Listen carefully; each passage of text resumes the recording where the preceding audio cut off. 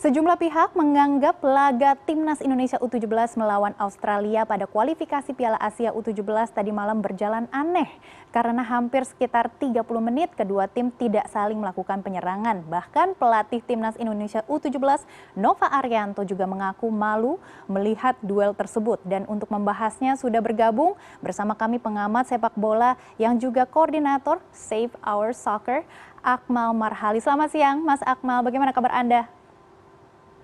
Selamat siang, Medi. Alhamdulillah baik, yang tidak baik sepak bola. Yang tidak baik ini sepak bola Indonesia, begitu ya Mas Akmal. Nah, pendapat Anda soal laga Timnas U17 versus Australia yang terkesan berjalan aneh ini seperti apa, Mas Akmal? Ya, secara hasil cukup maksimal, kita akhirnya lolos ke putaran final Piala Asia U17 yang nanti akan digelar di Arab Saudi pada 2025 pada bulan April ya.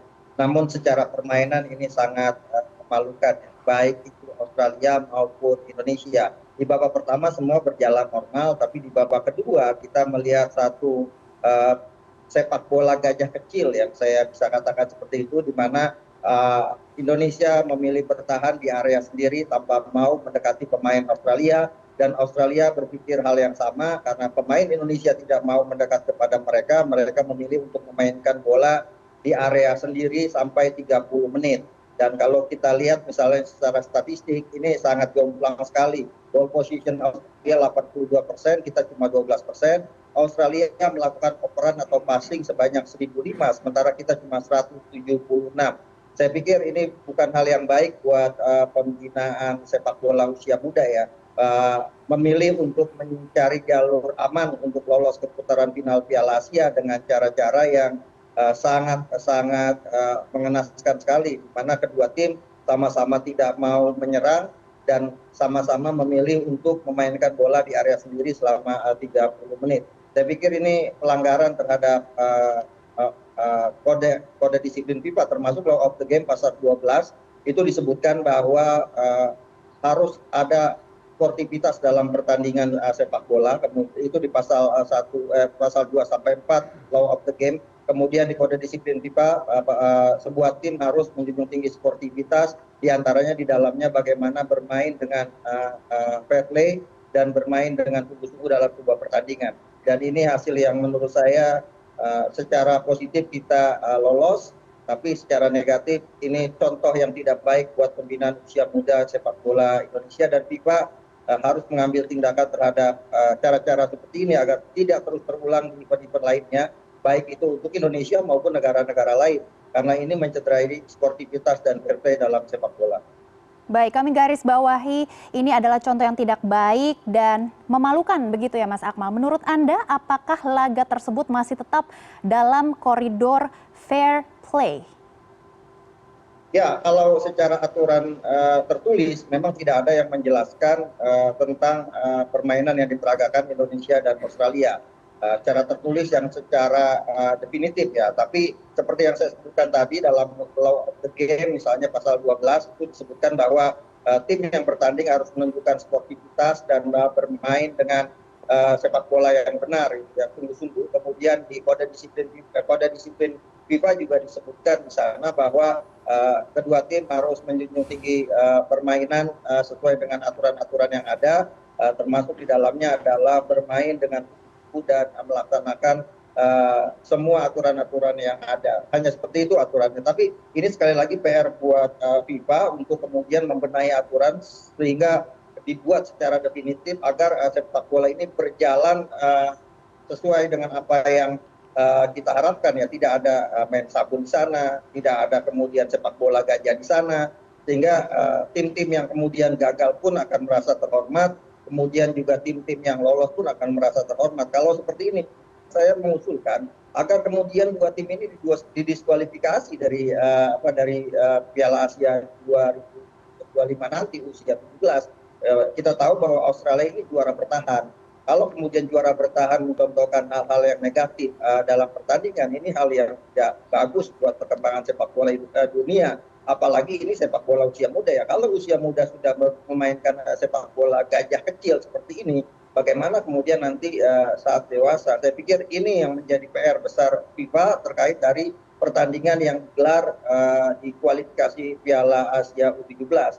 Dan saran saya sekali lagi, saya lebih menyarankan bahwa agar ada efek jerah untuk pertandingan-pertandingan ke depan terhadap kasus-kasus semacam ini, harusnya AFC sebagai penyelenggara Piala Asia U17 bisa mengambil sikap terhadap pertandingan yang berlangsung di Stadion Al Khalifah Mesret di Mesret Kuwait ini, agar kemudian tidak terulang di pertandingan-pertandingan berikutnya. Kalaupun kemudian harus didiskualifikasi, saya pikir itu adalah langkah yang tepat untuk menjaga marwah sepak bola.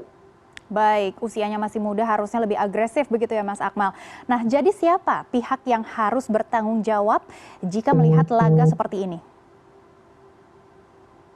Ya, yang harus bertanggung jawab ya kedua tim yang bermain. Ini kesalahan kolektif, kesalahan berjamaah. Kenapa saya katakan kesalahan berjamaah? Yang di satu sisi Indonesia hanya memilih diam di area pertahanan sendiri, sementara Australia memilih untuk memainkan bola di areanya sendiri. Dan ini bagian dari instruksi pastinya kedua pelatih ya. Bagaimanapun pemain bola itu pasti mengikuti instruksi dari pelatih. Jadi dua federasi sepak bola bertanggung jawab terhadap kejadian di lapangan ini, baik itu Federasi Sepak Bola Australia maupun Federasi Sepak Bola Indonesia. Dan saya pikir harus ada langkah-langkah cepat yang diambil untuk meminimalkan tragedi semacam ini. Dulu di Piala AFF pernah ada juga sepak bola gajah yang melibatkan Indonesia 1998. Ketika itu kedua tim memilih untuk Indonesia memilih gol bunuh diri untuk tidak bertemu tuan rumah Vietnam.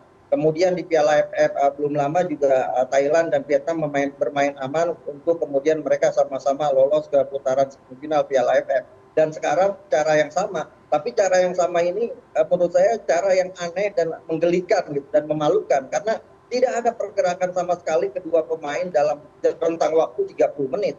Ini kalau seperti ini kan, kalau memang sudah sepakat untuk bermain aman, untuk bisa lolos, kan bisa dengan cara-cara yang lebih elegan, tetap bermain tapi tidak mencetak gol misalnya.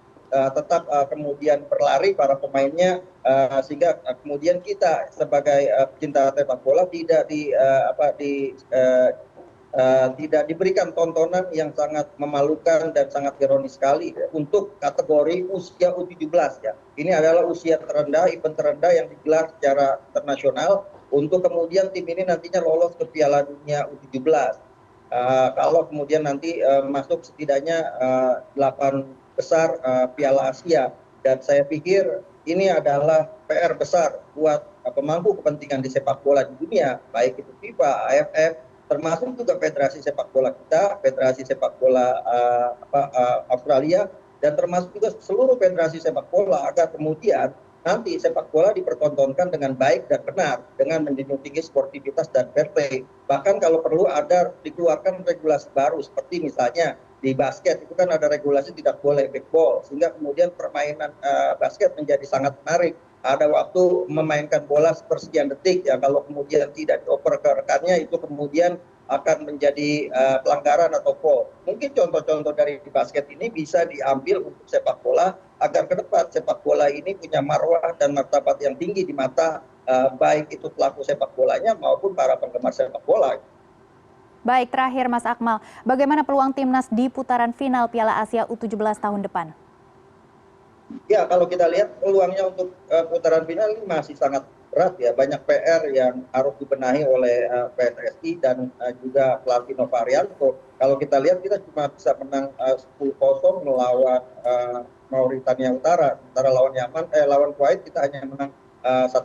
Dan tadinya kita berharap pertandingan antara Australia dengan Indonesia ini mempertontonkan permainan yang bisa menggambarkan standar sepak bola kita sudah sejauh mana. Tapi yang kita lihat adalah pertandingan atau permainan dagelan atau drama yang lebih dramatis dari drama Korea ya. Kalau kita nonton 30 menit, kita disajikan orang berdiri di lapangan saja tanpa bergerak sedikit pun. Dan saya pikir ini adalah aib yang saya berharap hal semacam ini, kalaupun nanti dipastikan kita tetap lolos, misalnya tidak ada kebijakan dari AFC untuk mendiskualifikasi dua tim ini, kita harus membenahi mental pemain, karena bagaimanapun mental para pemain ini akan terpuruk dengan apa yang dipertontonkan di pertandingan melawan Australia kemarin. Dan masih banyak yang harus dibenahi, penyelesaian akhir, kemudian koordinasi permainan. Kalau kita lihat melawan Australia dengan ball position yang cukup jauh jaraknya, level kita U17 ini artinya masih banyak yang harus dibenahi dan diperbaiki, termasuk masalah mental dan psikologi. Baik, masih banyak yang harus diperbaiki. Terima kasih Mas Akmal sudah memberikan informasi dan juga pandangan untuk Timnas Indonesia U17 dan sudah bergabung bersama kami di CNN Indonesia News Hour. Terima kasih Medi, salam sepak bola. Salam sepak bola.